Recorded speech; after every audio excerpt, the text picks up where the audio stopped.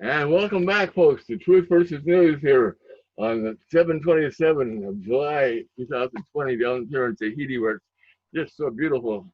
And but things are not looking so good up in the States. Uh, but anyway, go ahead, Jim. I guess the not looking good in the UK either, is it?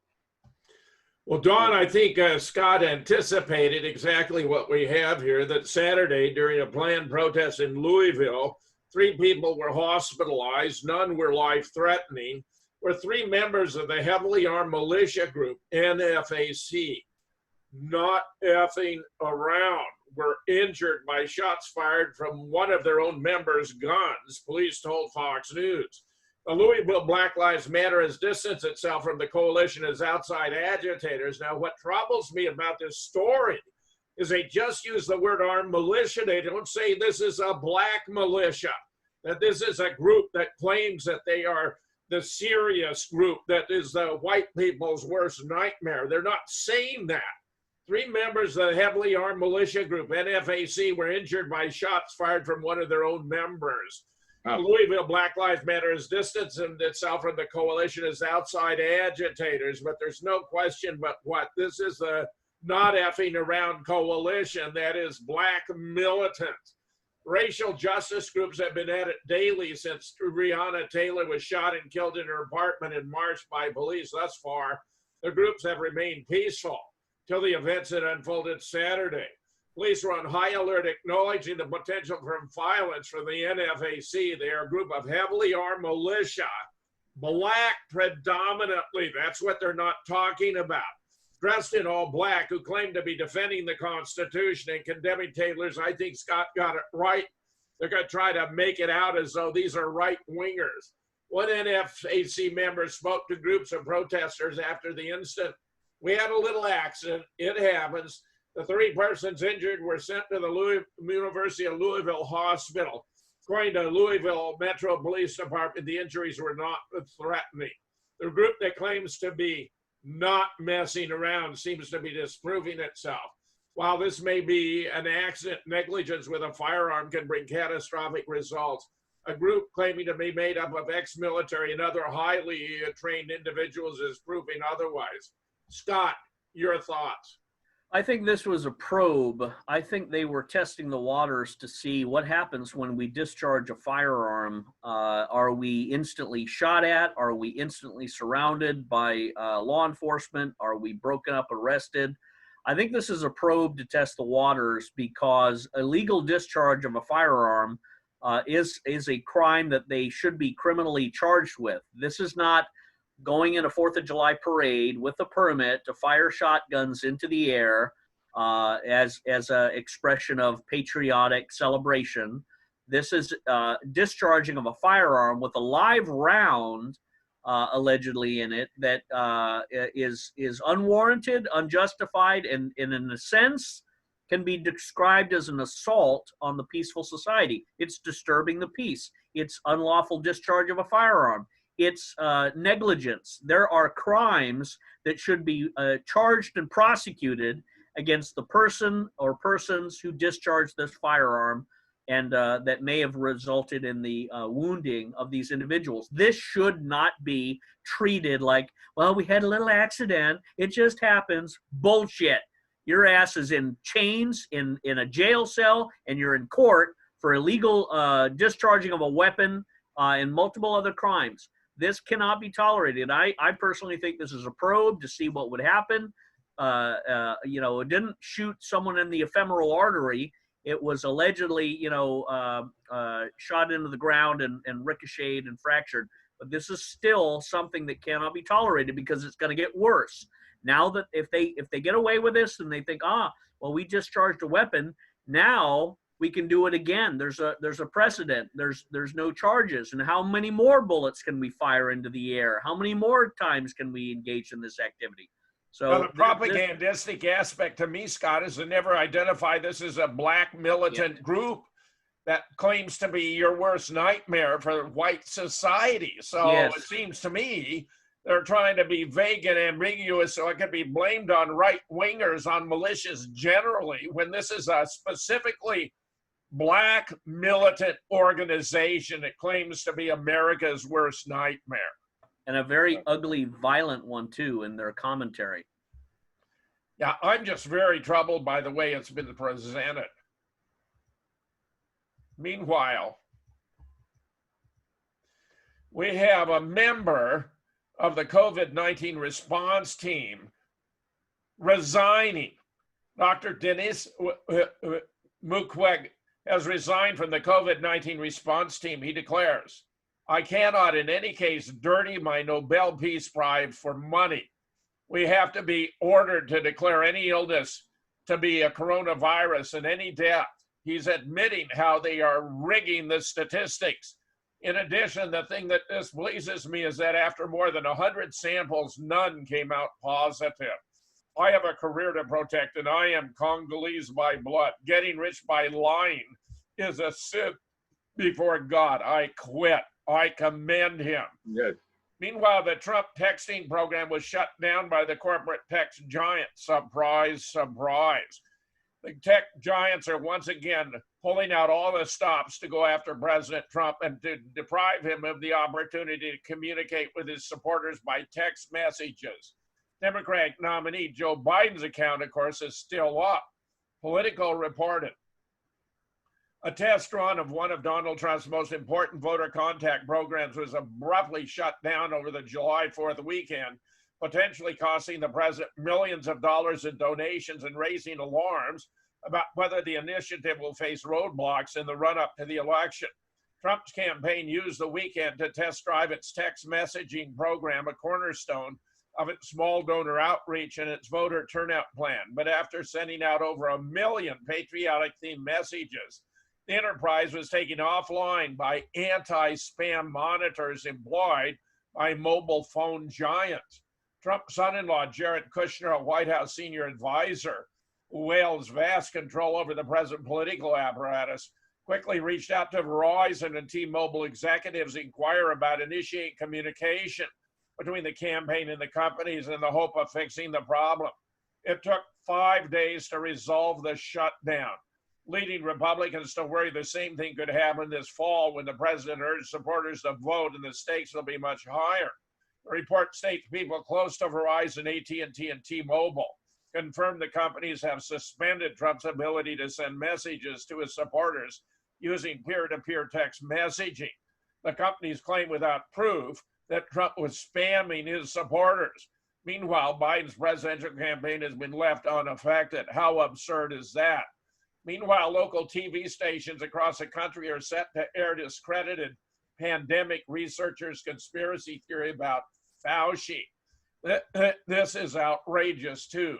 Local TV stations owned by Sinclair Broadcast are set to air a conspiracy theory over the weekend that suggests Dr. Anthony Fauci, I call him Tony the Rat, the nation's top expert on infectious diseases, was responsible for the creation of the coronavirus, which appears to be a fact, not merely a theory. The baseless conspiracy theory is set to air on stations across the country in a segment during the program America This Week, hosted by Eric Bolling. The show, posted online before its broadcast over the weekend, is distributed to Sinclair Broadcast Group's network of local TV stations, one of the largest in the country. A survey by Pew Research earlier this year showed local news was a vital source of information on coronavirus for many Americans and more trusted than the media overall. In this week's episode, Bolling spoke with Judy Mikovits, whom I have interviewed, the medical researcher featured in the they call it discredited pandemic video that went viral earlier this year and was banned from platforms such as Facebook and YouTube because they won't let the truth out. Throughout the segment, the on-screen graphic read, "Did Dr. Fauci create COVID-19? Yeah. Well, it appears to have originated at Fort Detrick, been nurtured at UNC at Chapel Hill, and then directed to Wuhan when that program was shut down, when Fauci sent some $3.7 million of taxpayer money to support it. The evidence is very strong." Bolling also spoke with Bukovitz's attorney, Larry Klayman, a right-wing lawyer, really a man of great integrity, who has a history of, they call it, pushing misinformation and representing conspiracy theorists. That's just absurd. he's a truth seeker like the three of us. During the interview, Mikovits told Bowling Fauci had over the past decade manufactured and shipped coronaviruses to Wuhan, China, which became the original epicenter for the current outbreak. Bowling noticed this was a hefty claim, but did not meaningfully challenge her and allowed her to continue making the case. Clayman, who didn't respond to a request for comment, also pushed conspiracy theories about the coronavirus. He said the origin of the virus were in the US. He didn't meaningfully challenge Clayman either. But of course, it originated at Dietrich and then at Chapel Hill and then was diverted to Wuhan. In the segment that immediately followed, Bowling spoke with Dr. Nicole Safier, a Fox News medical contributor, to get her response. Bowling and Safier agreed that it was, in Safier's words, highly unlikely Fauci was behind the coronavirus, but that only means they haven't done their homework. He went on to theorize about other possible explanations. Safier said it was possible the virus was man-made within a laboratory and escaped. That claim has been rejected, who have studied the virus's genetic sequence, which is absurd because they haven't been able to identify it uniquely. The segments were first reported on Media Matter, a progressive media watchdog, of course. What else would we expect? Scott. Well, of course, this is becoming more and more exposed and researched, and experts who are coming in to provide medical scientific analysis and background and exposing some of these theories and some of the justification of the numbers and the facts that Fauci and others have used to usher in this terror campaign. I think that's the solution, is bringing more and more experts and medical practitioners and scientists up to say what they're saying is wrong, what they're saying is scientifically and medically inaccurate, and here's the truth, here's the proof, here's at the end of the day, here's what really is going on. And these are the numbers, these are the statistics you can't disagree with, they're facts. Their emotional terrorism, they're, shut down all the schools, everybody's going to die, we don't know what this is, it's a walking zombie apocalypse. All of that was used in the beginning to shut down and wound the economy. We said from the very beginning, their plan is to shut down the entire economy, torture and traumatize the American people to the extent where they lose their minds, lay on their back and surrender, and vote for Biden or don't vote for Donald Trump. That's the Democrat torture agenda. And I don't think it's going to work. I think it's going to have a backlash. I think people are going to rise up and push back violently. And I think it's just a matter of time before schools are opened, or the teachers are fired and the schools are open, or hell, they go out and they get a barn and they pack it with kids to say, hey, if you want to send your kid to learn for a period of time a day, instead of letting them sit in squalor and degenerate in your house and you have to look after them and they play video games, send them out here. At least they'll get reading, writing, arithmetic, science, and history. They'll get a classical education. That's one of the benefits, is we have a chance to reorient ourselves and have a massive education paradigm shift. And there are so many perverse things that are brainwashed into kids these days that they grow up with this just social collective mindset, which is destructive to individual effort, individual self-reliance.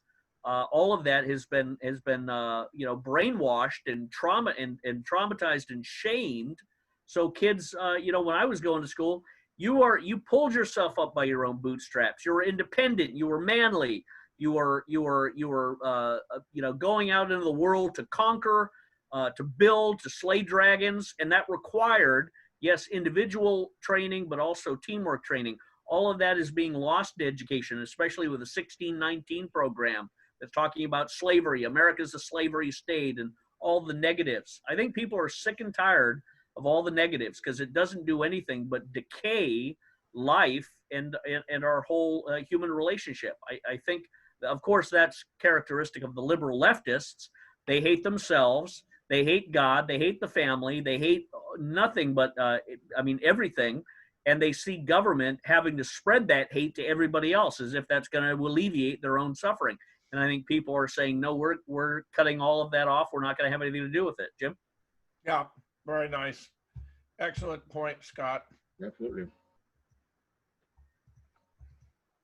Meanwhile, Just to show what's going on abroad, even the UK police are trying to downplay religious aspects of this, change Islamist terrorism to faith claim terrorism or faith-based terrorism after a request from a Muslim organization. Police in the UK are saying they're looking to drop in the term Islamist terrorism and replace it with the term faith-claimed or faith-based terrorism after lobbying from a Muslim organization. The reform was requested by a Muslim police organization blaming the official use of Islamists and jihadi for negative perception and stereotypes, discrimination, and Islamophobia. According to the report, the issue was discussed last month by Assistant Commissioner Neil Bassow, the national head of counterterrorism policing, during an online event which involved survivors, academics, and advocacy groups.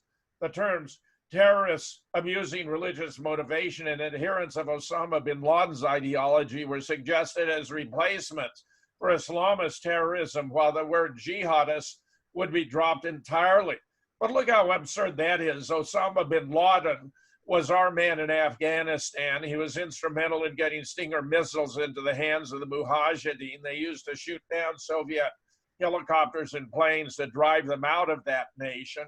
He was an officer in the CIA, Colonel Tim Osman. He was even visited by an official of the agency at a hospital in Dubai shortly before his death in Afghanistan on 15 December 2001, where he was buried in an unmarked grave in accordance with Muslim tradition. There were local obituaries. Both CNN and Fox News reported on 26 December 2001 that Osama bin Laden was dead. David Ray Griffin has even published a book about it, Osama bin Laden, Dead or Alive.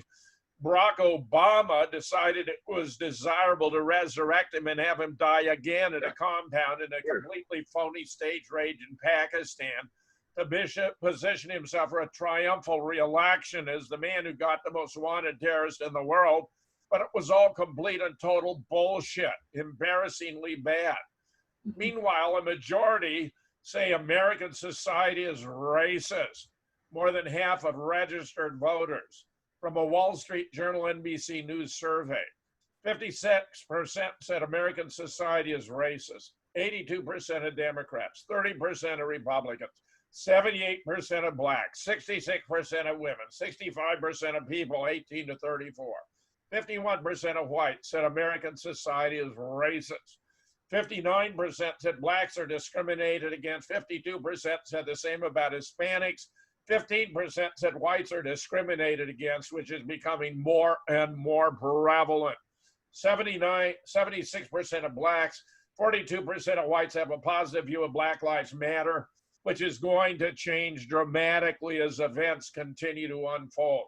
57% support the protests related to the killing of George Floyd, which, however, was completely staged and manufactured.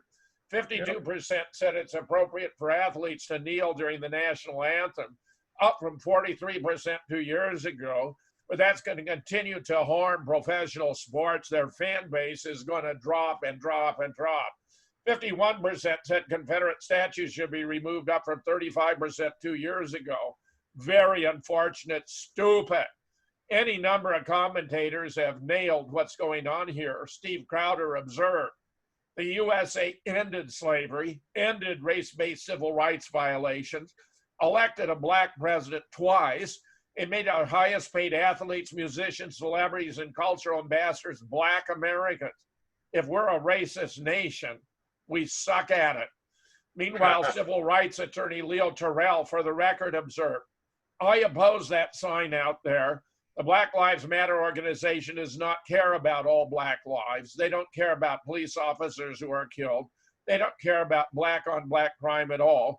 They don't care about school choice. It's a very extreme organization. It really only cares if a police officer is involved in a killing. A lot of black Americans, such as myself, will be voting for Donald Trump this year because the Democratic Party has been hijacked by black lives. Meanwhile, here's a truck stop at Fort Lauderdale in Florida. Notice the number and immense cost of the custom buses bringing in Black Lives Matter and Antifa rioters. This is huge money and organization. This should be attacked by going after those with the deep pockets. reminiscent of ISIS in Syria, where they had all those black Toyota pickup trucks. This appears to be a very similar operation. This is ISIS at work right here in the United States. Scott, your thoughts? Well, I think Crowder captured it really well. We've said it before. Black musicians, black athletes, black entertainment people, they get paid more money and get more luxury and benefits than any other nation on the earth. I think these silly people that are just like goldfish regurgitating the media propaganda are dumb as a bag of rocks, and they're expressing that. But yeah, I think it's racist. They're stupid, and they're just reciting what has been brainwashed into them. There is no racism when you look around America today. Are you going to go up into the hillbilly Ozarks from the movie Deliverance with missing teeth and inbred people? I don't know how many of those exist, but I think there are very few. But if you go around the rest of the country, every single state in 2020, for the most part, is colorblind, but they do have a healthy prejudice against thuggery, violence, stupidity, aggression, violence against property, and other criminal activities, regardless of who it comes from. It just happens, sadly, because of the deterioration of the black family, the absence of the black fathers. You have an enormously high percentage of these sort of thuggish behaviors and criminality coming out of the black population. Senator Patrick Daniel Moynihan wrote about that, the death of the Negro family. It was part of the Margaret Sanger eugenics factor. It's part of the welfare system. It's part of the CIA operation to intoxicate blacks into killing themselves, and drugs and violence and things like that. But at the end of the day, the American people aren't racist. They're not in any way, shape, or form. But they are understandably and increasingly distrustful of these blacks who are militantly advancing on society with a destructive agenda. Any human being, any living organism is suspicious and distrusting and wary, if not outright defensive, against organizations or individuals or anything looking to be a threat and harm them. And that's what Black Lives Matter is defining itself as. It's branding itself as a threat, as a harm, as a corrosive, as a murderous, as a rabid dog. And these black militias are not military. They have no oath of character or oath of honor. They have no military training. They're not marching in proper order. They're not conducting themselves as soldiers, as honorable men.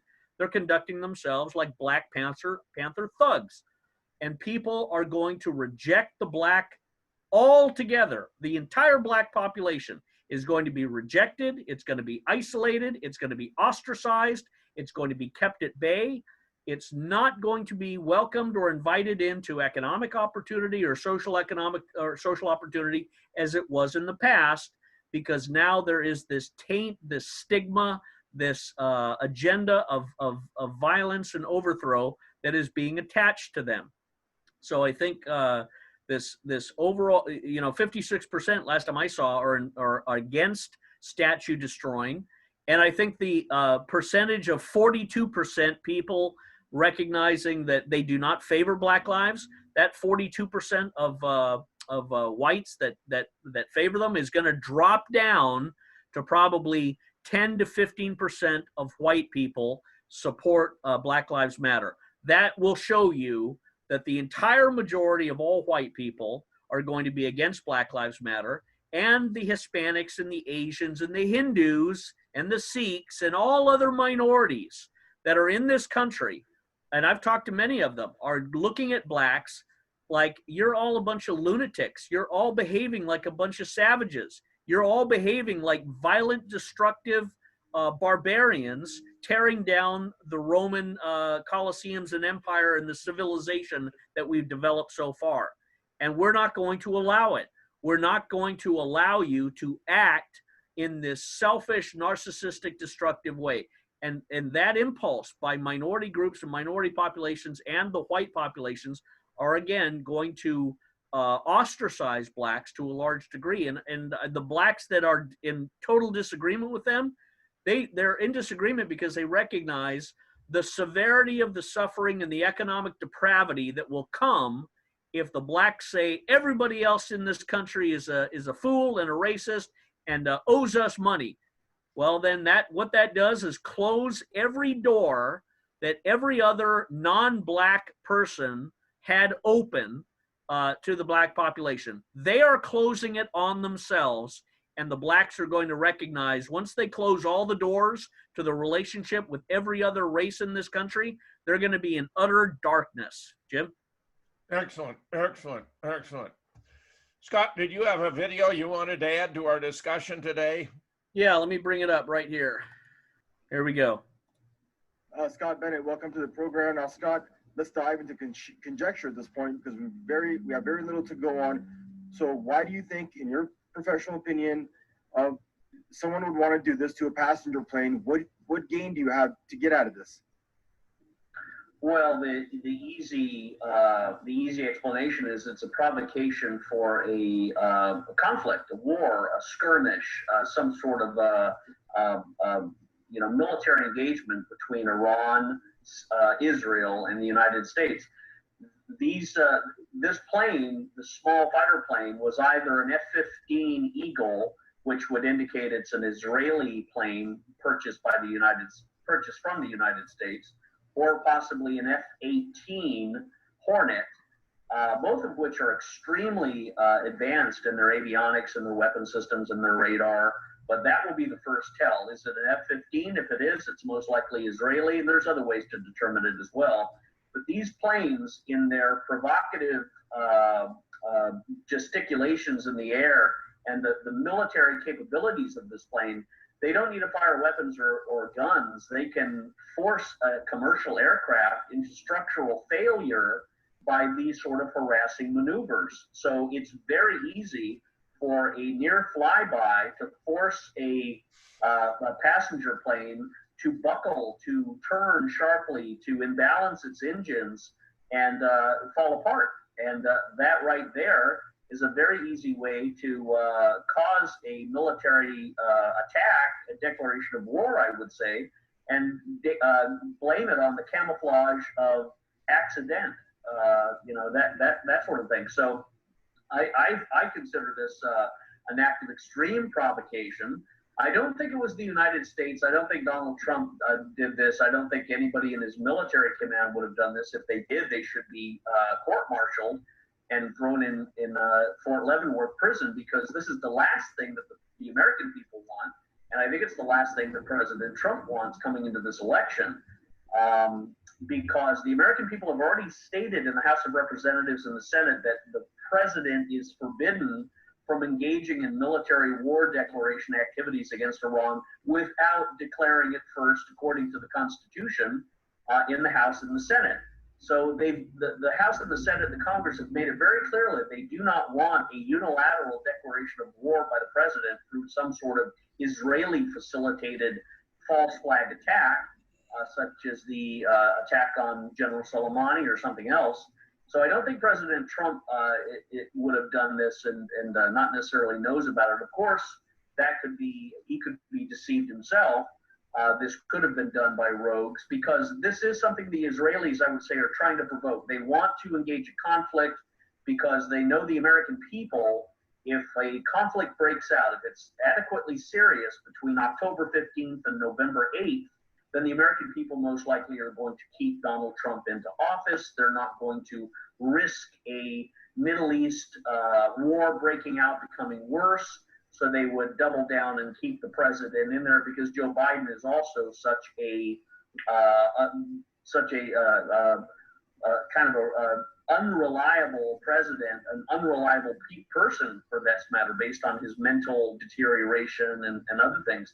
So I think the Israelis are definitely going to be advancing and doing more of this. And for this reason, the Iranians have every right to request, and if not demand, air support and escorts between Iraq and Syria, on Iraqi and Syrian and Russian planes to guarantee that Iranian passenger planes do not meet some sort of accidental demise that is facilitated by the Israeli war plan.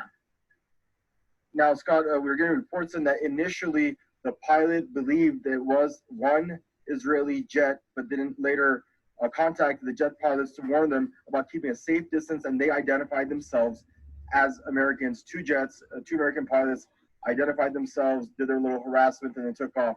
How do you make sense of that? I mean, especially with what you just mentioned, doesn't really seem that Donald Trump is looking for more provocation right now, but then we hear this, because this could be the Air Force or the Army independent of the Oval Office, couldn't it?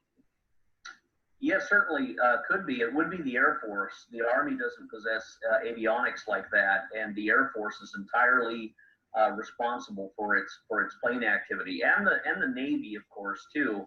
So this is something for the U.S. ambassador in Iraq to be summoned by the Iraqi Prime Minister, to be questioned about this if it was engaged in from bases that were in Iraq or anywhere in U.S. Central Command.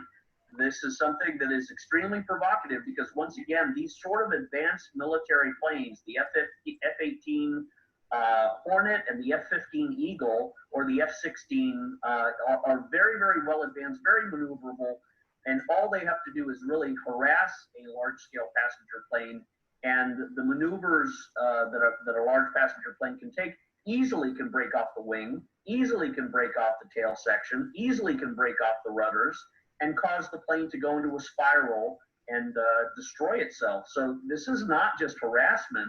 This is an extraordinarily reckless and dangerous provocation for war. Because let's say what would have happened if this commercial airline had crashed. What a terrible war crime. What a terrible thing for the world to see and hear. And what a terrible political inconvenience for Donald Trump, who has been riding his presidential success on pulling the United States out of the Middle East. And here you have rogue U.S. military generals who no doubt are on the military-industrial complex payroll. They want to retire into Northrop Grumman or DynCorp or Booz Allen Hamilton or one of the other major military contractors. So they're itching and hungry for some sort of a reason to continue their footprint in Syria, in Iraq, in Yemen, in the Middle East in general. And I think the American people are sick and tired of that. They've been desperate to pull us out. They voted for Donald Trump to perform that duty. He has allegedly tried. He's failed in many ways, but this is an escalation because it's totally unnecessary. It does fit the previous misfortunes that we saw in the 80s when the Iranian airliner was shot down by the Navy admiral under Ronald Reagan. And I think this would be a devastating accident, if not reckless maneuver for U.S. military people to be engaged in a totally unnecessary, unorthodox, provocative maneuver that risks civilian lives. These aren't military airplanes harassing other military airplanes. They're harassing civilians, women and children. So I think it's absolutely abhorrent and disgusting that any military official, any military flag officer would do anything other than court-martial American pilots that are flying and behaving this way. Now, there are, of course, understandings if there was some undeclared flight path over a military base that could be construed as endangering people. But, you know, these sort of things are very, very questionable. But it should be adequately brought up and lobbied in the United Nations Security Council, and there should be guarantees that Syrian, Iraqi, and Russian air escorts are guaranteed so that future civilian planes do not suffer the same harassment and quite possibly suffer a devastating crash where all sorts of loss of life would occur and a potential escalation of conflict and tensions occur where suddenly something boils over into a massive Middle East war. Nobody wants that, but this is how things like that start, as we learned from World War I. Thanks, Scott. And Paul, to Scott's point, so how do you, there we go, Jim. Scott, that was a simply excellent report. Personally, I have no doubt whatsoever this is an Israeli op trying to make it look as though it were American intervention. The Israelis have been bombing sites in Iran, military sites and uranium research facilities in an effort to provoke a war before the election in just to cover their bets in case Trump were not reelected. So I think they're being deliberately provocative. I think war with Iran would be catastrophic. Whether the American people would therefore go to the left-wing zealots, however, who would have had a war with Iran long, long ago, is a whole other question in my estimation. Do you have further thoughts about that aspect of the issue? I think you're right. Joe Biden and the left-wing zealots have defeated and destroyed themselves already. It's just the independents are being very coy, and they haven't really gathered all their marbles together, but they will in the next couple months. And a war with Iran, as Tucker said before, would ruin the Trump presidency. But at the same time, I think the Israelis are betting that if they provoke some sort of a conflict, it will solidify the American people into keeping Trump, because it was like John Kerry versus George Bush.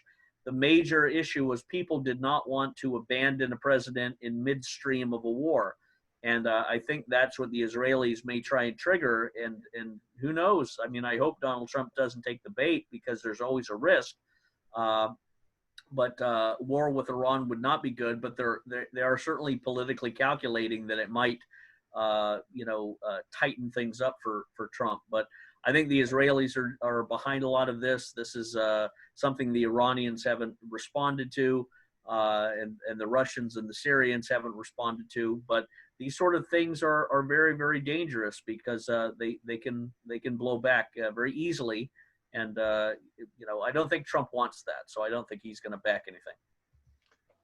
Excellent commentary, Scott. Thank you for that. Very glad to have it. Meanwhile, on other international fronts, furious Housing Commission residents in Melbourne, Australia, release a list of demands, including removing all cops, as they're told anyone who refuses a COVID-19 test will be detained for 15 days. Now, understand, this is not an abolish the police move. This is a protest against police who are locking down the members of public housing on the basis of imposing COVID constraints. So this has a totally different character than what's going on here in the USA. Residents of Melbourne's locked up public housing towers have issued demands. They want police removed from the towers to be able to leave for shopping. Premier Dan Andrews announced 9 towers will be locked down for 5 days. Angry residents have shared footage online of their confrontation with the police. The videos give rare insight into life inside the towers under the current conditions. This is completely absurd. This is a form of occupation. You can well assume this is a beta test for what they want to do in the USA. Residents locked inside of Melbourne's public housing towers linked to an explosion of coronavirus cases in the city have issued a list of demands to Victorian Premier Daniel Andrews. Angry residents of 9 high-rise blocks say they should be able to leave their homes for essential reasons, just like others in lockdown suburbs.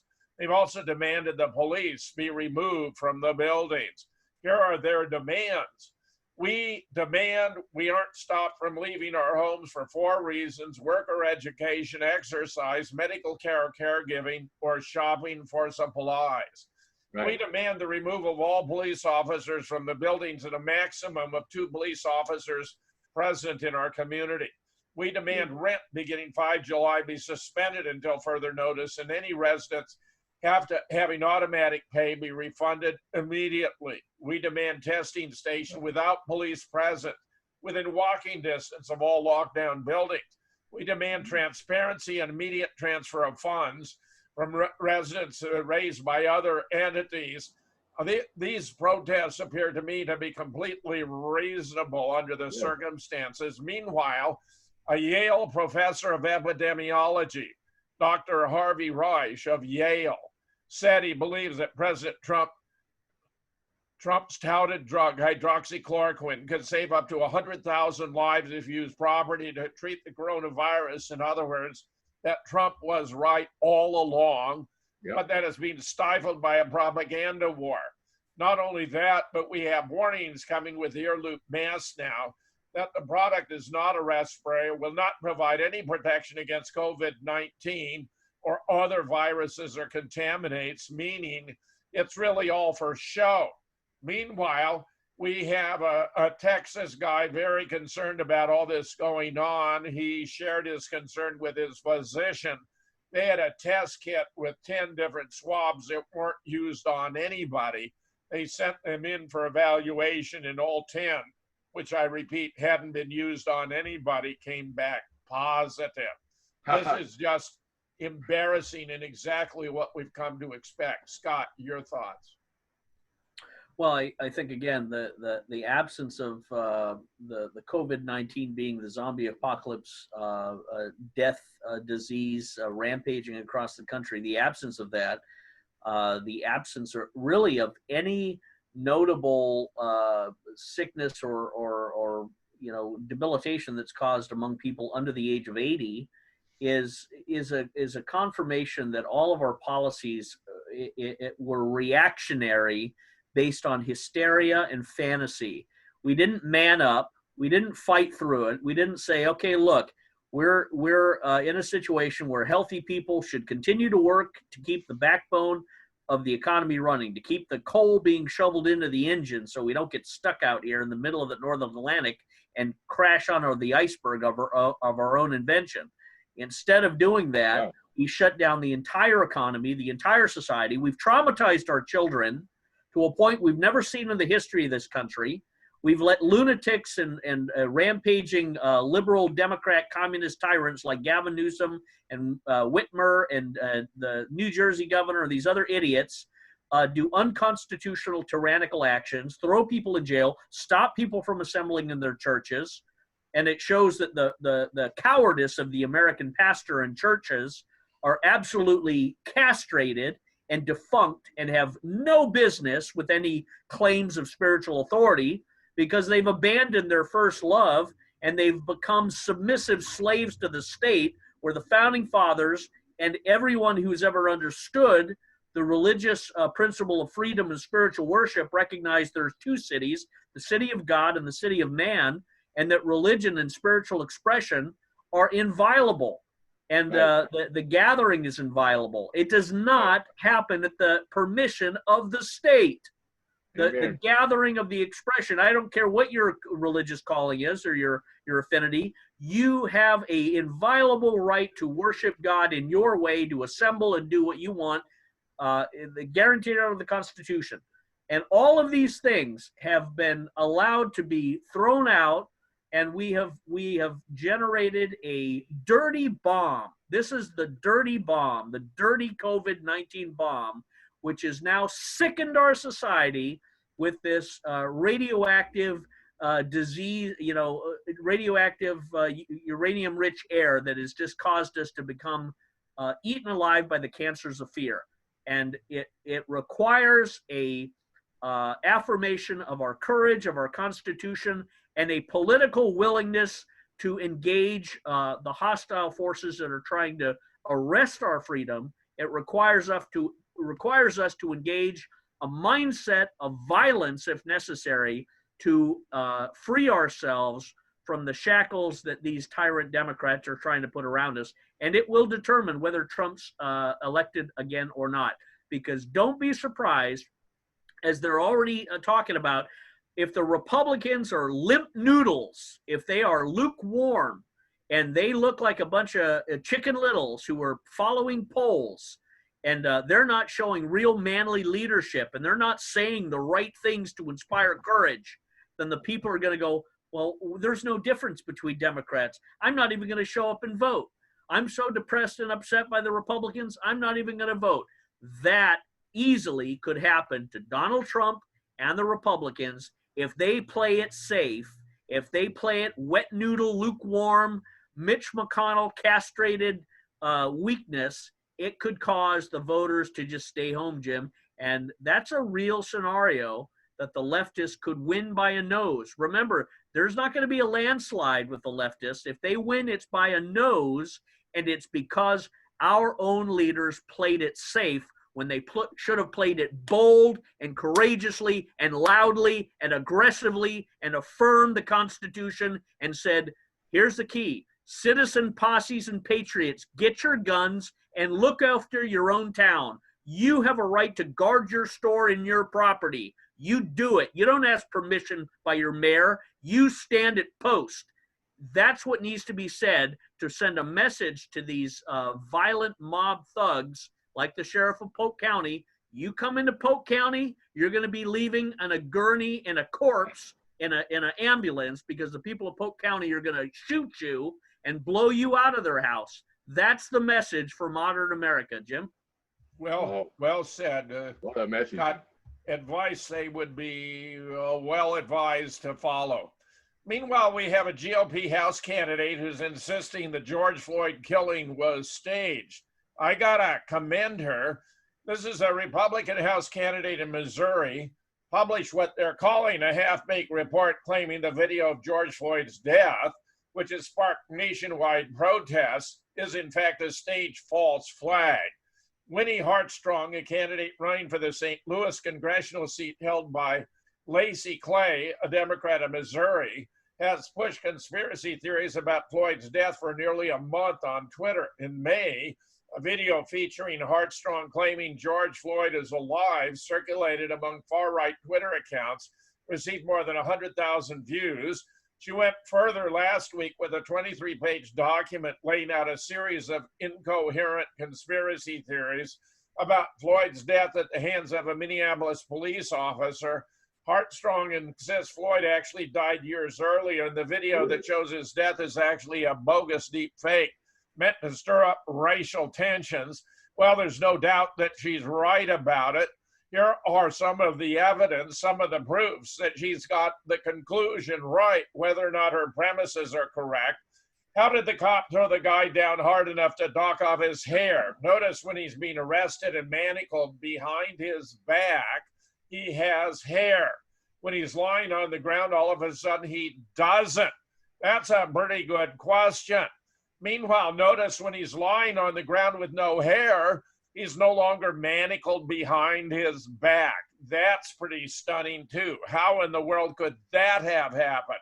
Meanwhile, watch this little video clip, because you'll see that when they lift him up to put him on the gurney, lo and behold, he has no legs. Look at it, no legs. How is that possible? This was a big guy. All of a sudden he has no legs.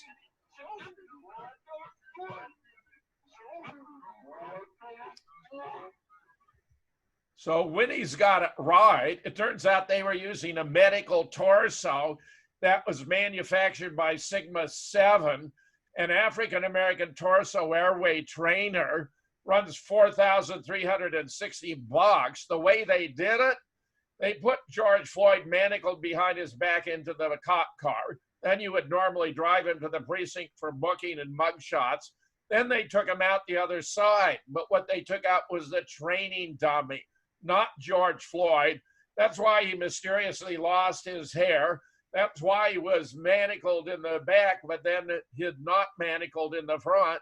That's why he has no legs. It was a training dummy. Interestingly, Sigma 7, which produces these simulation systems, was among the very first to depart from Minneapolis in the wake of the looting and riots, no doubt apprehensive about blowback when they were finally exposed. Scott, your thoughts? Well, that's the value of internet journalists and research, and getting all of the videos quickly and downloading it in order to really piece together the puzzle, and you see all of the elements. And you've been ahead of that, Jim, and showing that the mannequin on the gurney, the absence of legs, the police officers rolling him onto the gurney, not emergency services personnel with white shirts, but police officers with bulletproof vests, and all these other things. And then again, the theatrics of a police officer just sort of nonchalantly kneeling on someone's neck, just kind of looking around at the camera, not saying what a police officer would say in a threatening situation, if you're handling someone who's high on cocaine or something, you would say, stop resisting, don't move. You're under arrest. You'd be yelling to psychologically calm the person down and let them know they're being dominated and arrested. They're not going anywhere. No, this guy just kind of sat there and looked off in the sky and counted the butterflies flown around him. All of this is theatrics. All of it is a psychological operation. You know, this again takes me back. Where are the real men? Where are the real leaders, the patriots, the constitutional individual? Where are the former military or the current military going to the president saying, you need to have us on the ground at these moments of crisis because we can't be bought off. We can't be intimidated. We need to be a team of 3 to 5 to 12 men that are instantly sent under the authority of the president, the commander in chief, as his SEAL Team 6, as his special forces groups. You don't have to be in special forces, but you got to be military in a sense to go into these areas and find out exactly what's going on. Who's responsible? Is this fake? Who's doing it? Who's participating? Is this a Chinese communist plot? Did this come out of Houston? Is this coordinated with Liberation Road and larger George Soros Communist Party stuff, open society stuff? This is exactly where the commander-in-chief is supposed to deploy the most honorable, fearless, and morally pure and absolutely incorruptible men, not women, men, to go into these zones, to go into these areas and these situations and find out and expose and prosecute these sort of corruptions. And instead, we're seeing an absence of that.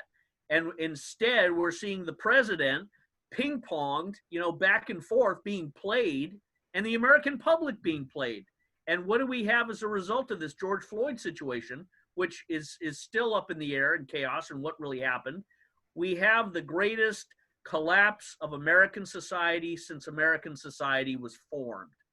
This massive riot, mob burning and defunding the police and all of this communist madness, which Alexandria Ocasio-Cortez and all these other lunatics have been pushing, have caused the greatest disruption in American society, that also has exposed the absolute cowards and fools that so many Americans embody, but at the same time has exposed the real patriots and those who are worthy of the freedom that their forefathers bled and fought and died to give them.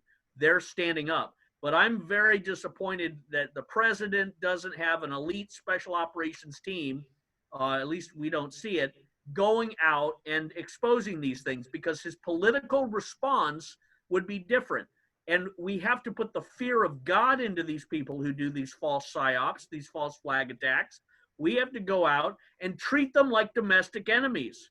And that means when they do these sort of things, when they do these false flag psyops to traumatize the American people as an act of domestic terrorism, they are executed as domestic terrorists. Jim? Oh, wow. Well, I'm very impressed that Winnie Hartstrong has got more balls than any other politician out there on the scene to speak the truth about the faking of the George Floyd death. And I'm certainly on her side, 100%. Yeah. Can you hear me, Jim? Yes, Don? I don't know if you can see me or not. My monitor's been frozen for the last half hour. But if George Floyd died a couple years ago, as she says, well, who is the man? What's the name? And where is the whereabouts of the guy? Well, Don, I don't think she's got it all right, but she's got it more right than wrong, and I'm very impressed with what she's doing here. Who was put in that cop car? Go ahead.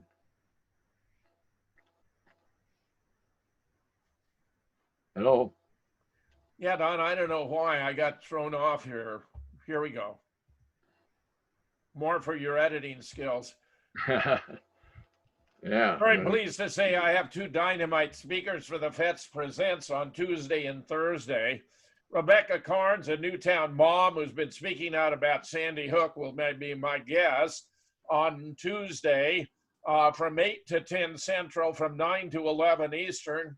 Go to jimtheconspiracyguy.com to catch it. She's just sensational. And then we have another tremendous guest, Alexander J. Batali, attorney at law, who has more than 50 trials under his belt. He's another brilliant guy talking about the appeal of my Sandy Hook lawsuit. Great. Very, very significant. That's again going to be on the FETS Presents on Thursday from 8 to 10 Central, 9 to 11 Eastern. Check it out at JimTheConspiracyGuy.com. Don, I wish I could say we could show your image here, my friend, but we're unable to do so. Okay, well, anyway, that Jim the Conspiracy Guy, that show should be named Jim the Great Conspiracy Guy, because he's great on that. And this is a tremendous show, so watch JimTheConspiracyGuy.com on Sundays too. And I don't know if you can see it, but this is the end of Truth versus News for today, July 27th, 7/27. Anyway, so thanks so much for really enlightening last half hour here. And we'll look forward to seeing you next week. So that's about it on this end. Last comments? Absolutely, Don. It's always our pleasure to join you for these updates about local and international events. I thought it was particularly great that Scott had his interview with Press TV about what appears to be Israeli involvement with Iran in an attempt to provoke a war. Yep. That would draw the United States in out of their apprehension that however remote, if Trump were no longer president, they'd know they had lost their strongest ally in maybe, all the years since Israel was founded as a nation. So yeah. Scott and I are both very grateful to have these opportunities. Oh, the world is grateful that you guys are doing this. This is the best present to the whole world that I think is on TV, or not on TV now, but all over the internet. So share it widely, folks. Thank you so much for watching. The dawn's early light, what so proudly we hailed at the twilight's last gleaming, whose bright stripes and bright stars